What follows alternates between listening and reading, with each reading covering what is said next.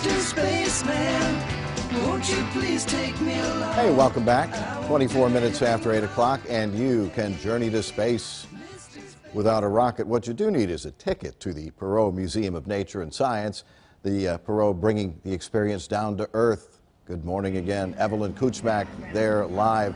This is an enormous, impressive experience. Tell me what folks are going to see when they first walk in. Well, Journey to Space is a fabulous exhibit. It's about 10,000 square feet, so another really big exhibit. And it's bilingual, so everything is in English and Spanish. Now, this activity you see behind me is one of the many interactives in the exhibit geared towards all ages. And here, you're kind of like trying to balance out the water fuel for this particular rocket and the air pressure necessary to launch it up to try to hit a bell at the top of the tower. Now, as you can see, I didn't add enough fuel, so you're gonna have to come and try to figure out how much water you need to make it up to the top of the tower.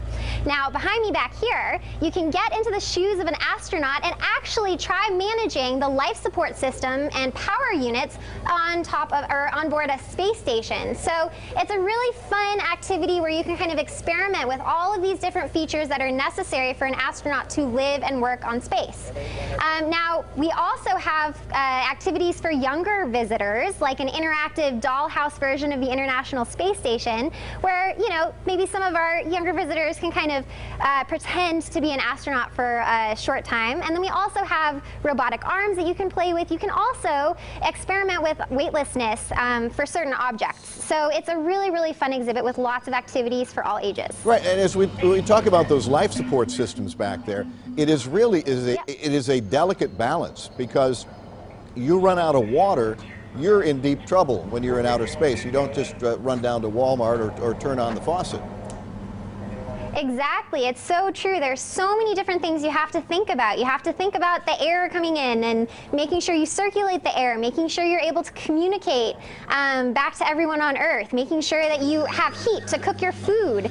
As you may have seen earlier, astronauts have to carry all their food on board. They can't just go to the grocery store. So you have to make sure that you have heat and power to cook it, and so you can eat.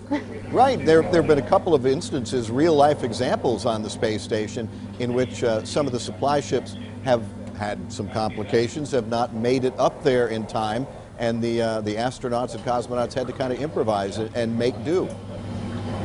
They do. They're really, really amazing. The stuff that these astronauts can do will just, it's really, really fantastic. A couple of big rotating laboratories that kind of can give folks a bit of a simulation. I mean, the best thing, you'd like to be floating in space in weightlessness, but that can't happen. But what do these two rotating modules do? So the rotating labs are replicas of the Destiny Lab, which is a small module aboard the International Space Station. Now, the space station is about the length of a football field, the end zones included, but inside it's only about as big as a 5-bedroom house.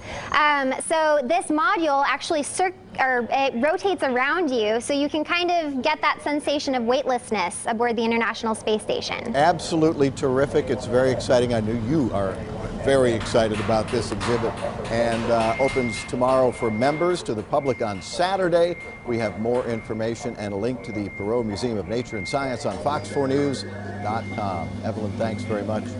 It is 8:28 right now.